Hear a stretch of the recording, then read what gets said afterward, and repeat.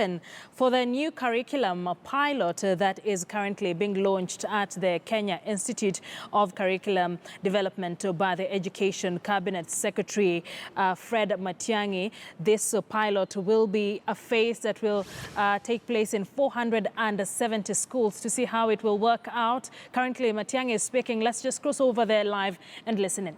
Technical team, Professor Kane, Professor Airo, and so on. This team of Kenyans is doing a great job for Kenya. And we're grateful for the support that we have received from some of our partners where we have needed to seek information and to compare notes. But this exercise has been done by Kenyans, 100%. And we are proud of it. And that is the way the government wants it. We are designing a curriculum for Kenyan children. We understand our responsibilities, and we know what we need to prepare our children to do. Nothing stops us from seeking information, and I can assure you, through all these teams of smart, solid people, we've sought a lot of information. We had teams from the universities. It's just that it was an oversight. I would have liked to parade the teams from the universities that were involved in this exercise, but at an appropriate time, we will do that. We'll parade the colleagues from Kenyatta University, Moi University, University of Nairobi, and the rest, Kenyan academics who have worked with us in this exercise. And because of that, it's one that we're very proud of. I'm very grateful to the faith-based organizations across the spectrum of faith and religion. We consulted very widely, and all the stakeholders were in on this. It's been a very inclusive exercise that has been very successful.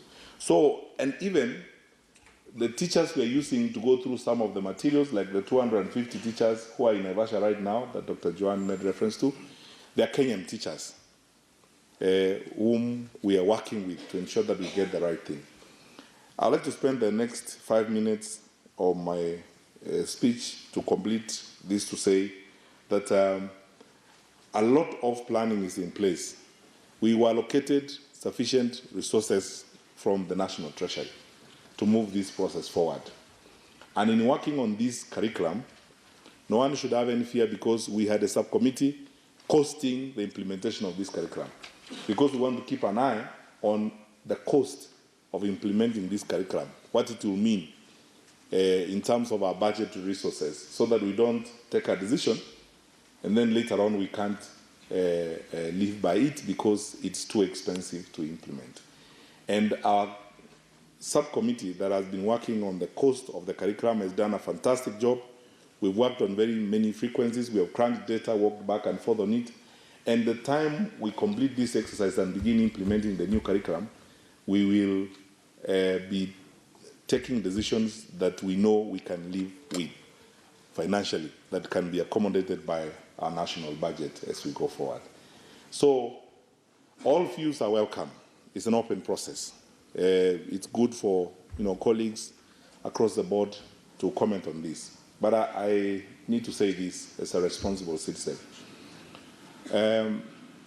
My brothers and sisters, this is an important national exercise which should not be subject to politics and things that are irrelevant to the education of our children.